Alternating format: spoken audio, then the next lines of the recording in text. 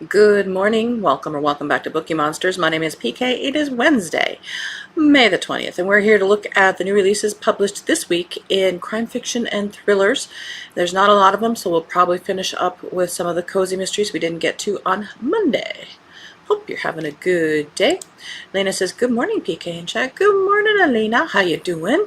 She says, I am good. Just finished reading Wolfworm by T. Kingfisher. You know what? We'll give it to you. Yay! Congratulations! Woo! Good job. Mary says, good morning, PK, Elena, everyone. Good morning. Happy Wednesday. We have had a real heat wave here in Virginia. 94, 95, and today 93. Yuck. Yuck. A cold front, though, is supposed to...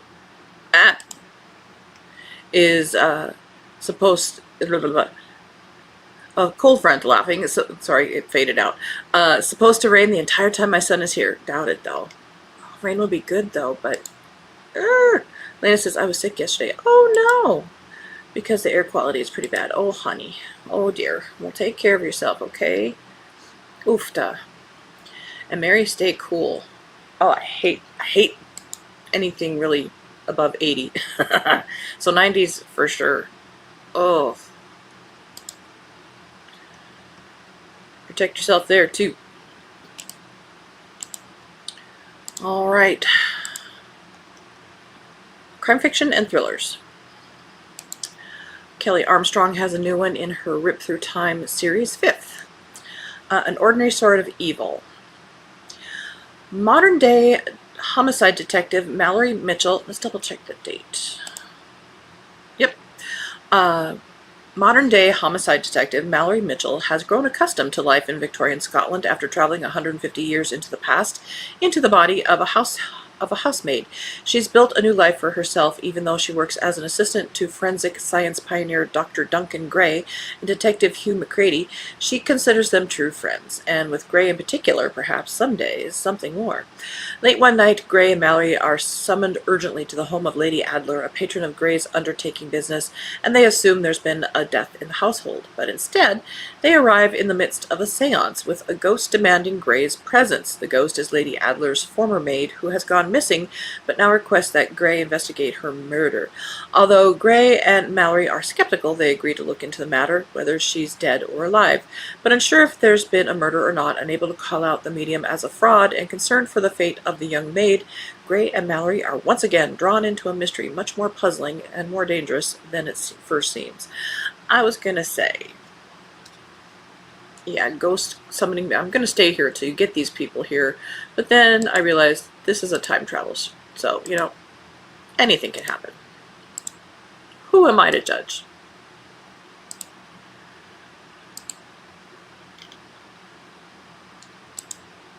And a lot of smoke. Ugh. Yeah, I would not be doing well either. I'm allergic to smoke.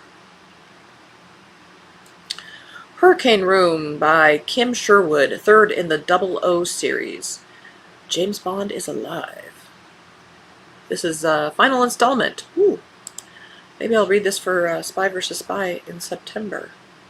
Bond is alive, but after mental and physical torture at the hands of Colonel Mora, the diabolical head of private military company Rattenfanger, 007 is not the same man he once was. Has the unbreakable agent finally been broken, or is MI6's most lethal spy simply waiting for the right moment to exact revenge? Joanna Harwood, 003, has made it her mission to convince him to trust her again because MI6 needs their deadliest weapon now more than ever. There's a traitor inside the gates. Bond may be back, but the 00 division is barely holding on. Conrad Hathrop Vane, 000, has turned traitor. He has been systematically taking out his fellow agents right under the noses of those in power, and now he has abducted Moneypenny. To make matters worse, he may have had help from inside the organization. Joseph Dryden, 004, is left to hold down the fort in Moneypenny's absence, but enemies are closing in on all sides, and nobody can replace Moneypenny, I'm sorry. The final showdown is about to begin. Rattenfanger is planning a cyber attack on an unimaginable scale, one that would sever the internet, leaving the Western world at Mora's mercy. It's up to Bond, the rest of the 00s, and a few other trusted allies to unmask the traitors working with Mora. Can they save the world and the soul of 007? Ooh, I might read this. For Spy vs. Spy.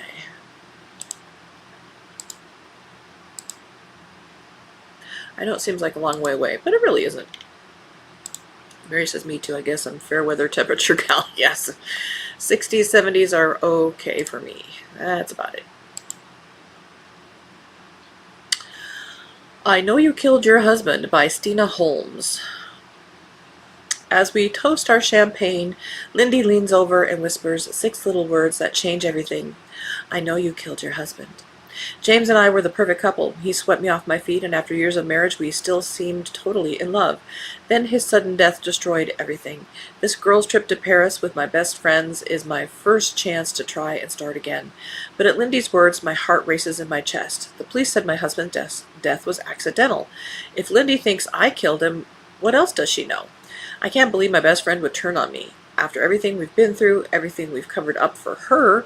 But the next day, Lindy is found dead in the hotel pool, and the letter shoved under the door to my suite makes my blood run cold. Now you're free, liar.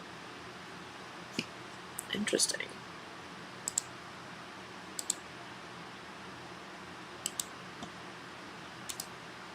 With friends like that, holy moly. I mean, you have your ride and die friends, but then you have your I'm going to kill people. Mist and Malice by Rachel Housel Hall. Second in the Haven thrillers. Private investigator Sonny Rush, the newest resident of Haven, California, knows that this fog-bound coastal hamlet is every bit as dangerous as her hometown of Los Angeles. And when teenager and repeat runaway Honor Butler shows up at Sonny's door with terror in her eyes, Sonny is immediately pulled into a new case that lands close to home. Desperate, hungry, and in need of someone she can trust, Honor tells Sonny a horrifying story about where she's been and what she's been forced to do. Then, hours later, the forest near Sonny's cottage yields the remains of a missing day laborer, a man whose wife has been searching for answers for months. Soon, coincidence sharpens into conspiracy. As Sonny digs deeper, the threads of these cases twist together into something horrifying. A ruthless network preying on the vulnerable, protected by the very people meant to uphold the law. With every step closer to revealing Haven's corruption, Sonny risks pulling the lives of her loved ones into the crossfire and exposing the shadows of her own past. Because in this town, loyalty can be fatal, and survival means deciding who you're willing to betray. End of that road.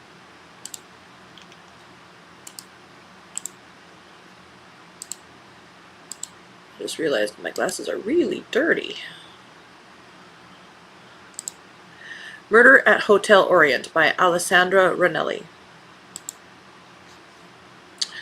In modern Vienna, American expat Sterling Lockwood is the loyal concierge at the infamously secretive Hotel Orient, where cameras are banned, aliases are required, and every guest has something to hide.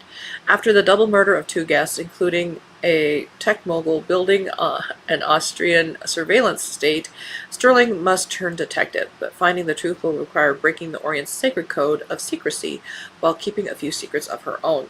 The police struggle when modern investigative technology proves useless at the old-fashioned hotel. Because clients use aliases, pay cash, and stay mere hours, all suspects have vanished.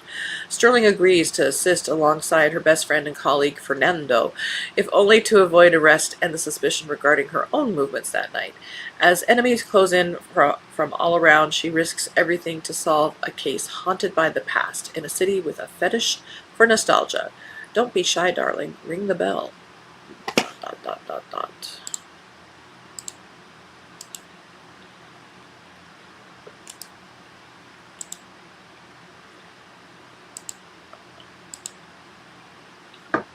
Rachel West and the Fallen Starlet, first in the Rachel West Hollywood Mysteries by Emma Mills. Baby doll top, gladiator sandals, and fully loaded iPod at the ready. It's 2008 in Los Angeles, and Rachel West is a little less starry-eyed than your average ingenue.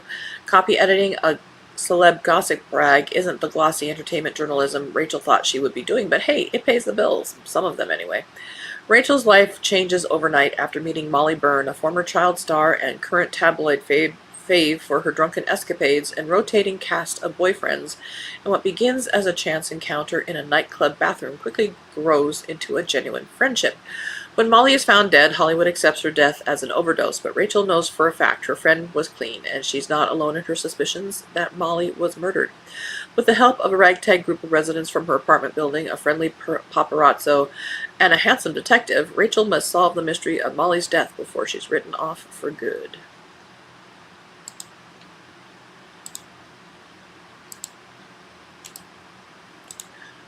The Tom Clancy estate has a new one by Ward Larson. Tom Clancy, Rules of Engagement, Jack Ryan, book number 27. When a member of his cabinet is killed in a plane, President Jack Ryan suspects that the accident is anything but in this latest shocking entry. Speaking of Jack Ryan, John Krasinski has not a series but a movie in the Jack Ryan series that came out today. I'm excited to watch it. White House is stunned when the Secretary of Commerce is killed in a plane crash in Turkey. President Jack Ryan isn't ready to write this off as a simple accident. Not only has he lost a good friend, but the Secretary was on an important mission. On the surface, he was making an appearance at an economic conference, but the CIA was also using the flight as cover to extract an important asset from the Middle East. Soon, Lieutenant Commander Katie Ryan and her team are working with the investigators to find the cause of the tragedy, but one shocking revelation changes everything. There were supposed to be 16 people on the plane, but there are only 15 bodies. The quest for answers will lead the team deeper and deeper into a quagmire of lies and deception that will force President Ryan to face an unprincipled enemy with global ambitions.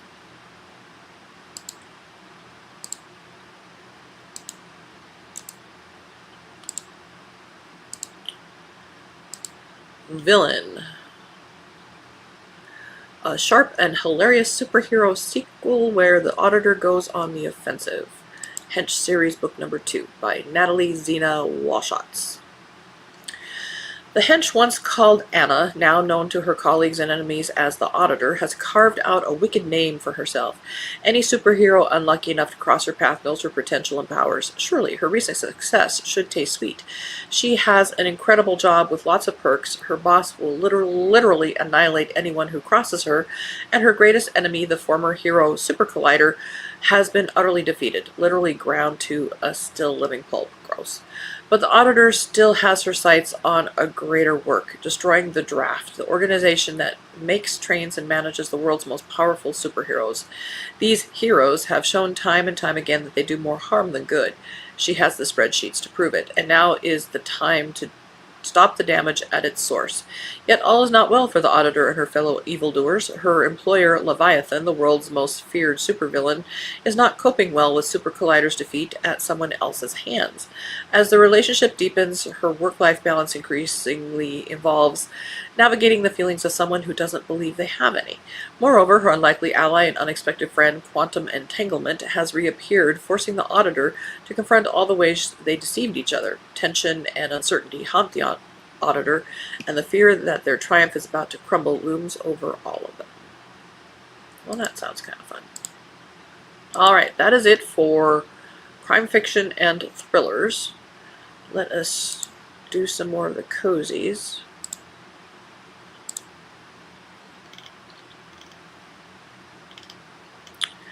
And I believe we ended, yes, here.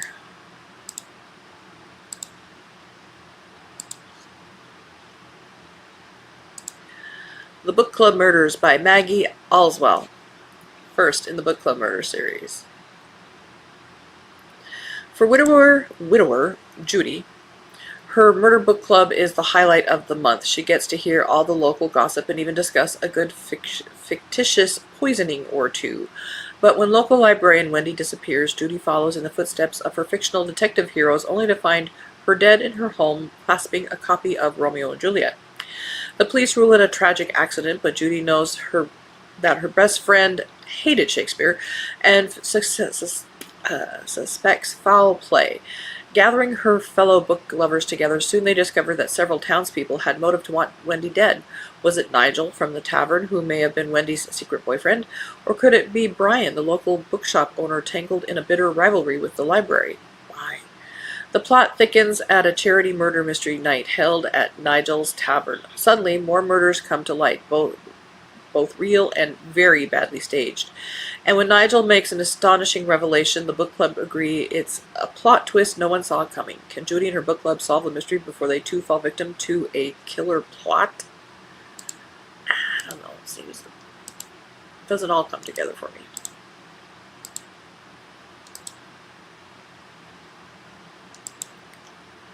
The Meat Sauce Murders by Elizabeth Silverman, second in the Rufus Bloodhound series mysteries. When culinary disaster Cressida Pennington reluctantly accepts her well-meaning mother's gift of a week's stay at a French cooking school in Connecticut, I don't have my phone with me. She expects humiliation, not homicide, but all that changes when debonair celebrity chef Hugh Crayon arrives from Paris as a guest instructor, and he and his mysterious meat sauce become the center of gourmet intrigue and a high-stakes culinary feud. Does the meat sauce really contain a secret ingredient that has catapulted it to the top of every foodie's bucket list, or is it an elaborate hoax designed to fool even the most discerning? With this culinary mystery swirling in everyone's head, Cressida and her delightfully opinionated bloodhound Rufus find themselves immersed in an amusing bouillabaisse of celebrity cooking culture, kitchen egos, and fellow students who may not be all that they seem. Whose body will end up on the kitchen floor, and why? That's for Rufus to know and us to find out. Look at that, I said bouillabaisse before having too much coffee. Death in Smuggler's Run, fifth in the Pages and Paws Mysteries by Poppy Bridgman. When Tidehaven Cove's annual charity scavenger hunt leads participants through ancient smuggling caves and forgotten coastal paths, American bookshop owner Ginny Hampton discovers that some treasures are better left buried. A mysterious newcomer asking too many questions about the village's dark past turns up dead, and suddenly everyone's a suspect. With her loyal corgis, hey, Austin and Hardy by her side, Ginny must uncover which family secret is worth killing for before the killer strikes again. In a village where everyone knows everyone else's business, the most dangerous person might be hiding in plain sight.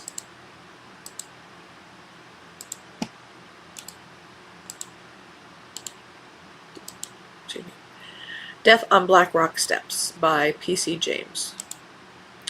Eighth in the One Man and His Dog Mysteries. Isle of Man, 1967. Tom Ramsey is cautiously ready to be busy. Training a new sleuthing partner who's determined to fill up their caseload, he decides to help some friends prepare for the town's literary festival. But after a local celebrity's autobiographical reading stirs up the past by questioning a decades-old accidental death, the former cop becomes intrigued when the ailing author turns up dead. Although police are leaning towards a natural cause, Ramsey visits the man's cottage and discovers a crucial piece of evidence missing. So when the coroner rules out murder, the determined sleuth decides to follow his instincts that are honing in on 5 suspects with one clear motive. When several stories don't add up, can he and his team pen a new ending for this closed case? Yes. End of that road. We're running out of time. We'll start at this end because I want to talk about this one for sure. Andrea Penrose has a new one in her Lady Ariana Hadley's series. The Price of Paradise, 9th. London, 1817. For Ariana and Saybrook, a rare interlude of peace at their country estate with their young son has been a much-needed respite from their undercover missions for the British government. But when an old friend arrives in London as part of an American diplomatic mission and requests their help, they are drawn back into danger. Asked to advise on a volatile political issue that threatens the balance of power in the New World, Ariana and Saybrook are soon entangled in a web of secrets and betrayal. At its center is a charismatic British war hero turned adventurer who is seeking government support in creating a new country in the Caribbean, a paradise on Earth, which he claims offer wildly profitable investment opportunities. But when a reclusive gadfly is murdered, the intrigue turns deadly. Clues emerge, loyalties fracture, and the truth proves far more dangerous than they imagined. With enemies closing in and consequences echoing across continents, Ariana and Saybrook must unmask a cunning villain before the search for answers makes them the next targets. And we're back over here. The 2 in the middle are sort of romantic mysteries, so we don't necessarily need to go into them a whole lot. Every Which Way But Magic by K.E. O'Connor, 20th in the Magical Misfits mysteries.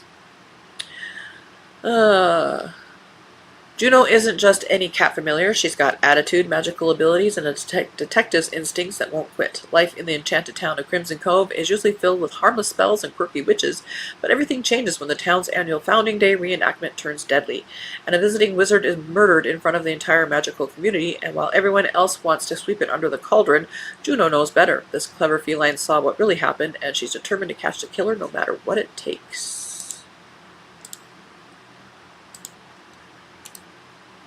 Safari Murder Party. Again, this is one of those crossovers of romance / kind of mystery.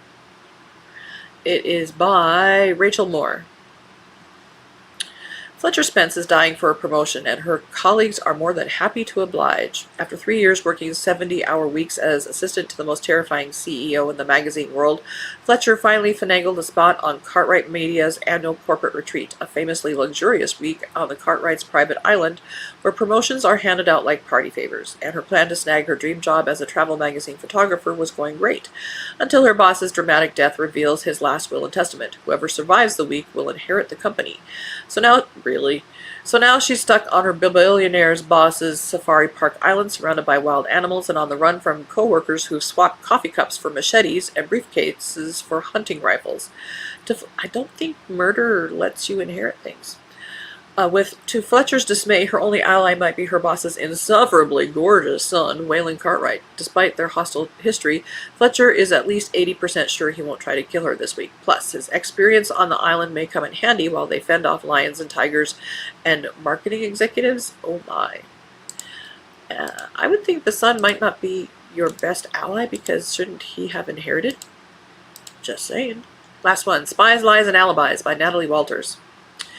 Sybil Langford has spent years hiding behind her polished professional facade as the executive assistant to a powerful real estate mogul, where she's perfectly positioned to collect intel on her boss's criminal network. But when her mission leads her into the path of Lorenzo Ramirez, a ruthless crime boss with deadly plans, she'll need every ounce of cunning and charm to stay one step ahead. Then he walks back into her life. Ben Bradley is deep undercover for the FBI, living under an alias as a financial advisor with a reputation for helping the wealthy and corrupt launder their money. His target, Lorenzo Ramirez, a dangerous crime boss with his hands in everything from smuggling to murder. But when a familiar face from his past suddenly reappears, things get complicated. And so forth. The bell is ringing and I can't get to it. That is it for, actually we're going to say this week we got to everything, so there will be no show on Friday. You guys are free to sleep in. Hope you have a good rest of your Wednesday, a good rest of your week. I don't have any sprints tonight. Our next sprints are tomorrow night, Thursday night at 8 p.m. Eastern, and then again on Saturday afternoon. Have a good day, everybody. Stay cool, Mary. Elena, feel better. Everybody, be safe, read good books, and as the banner says, don't be a bookworm, be a bookie monster. Nom nom nom. Have a good day, and God bless.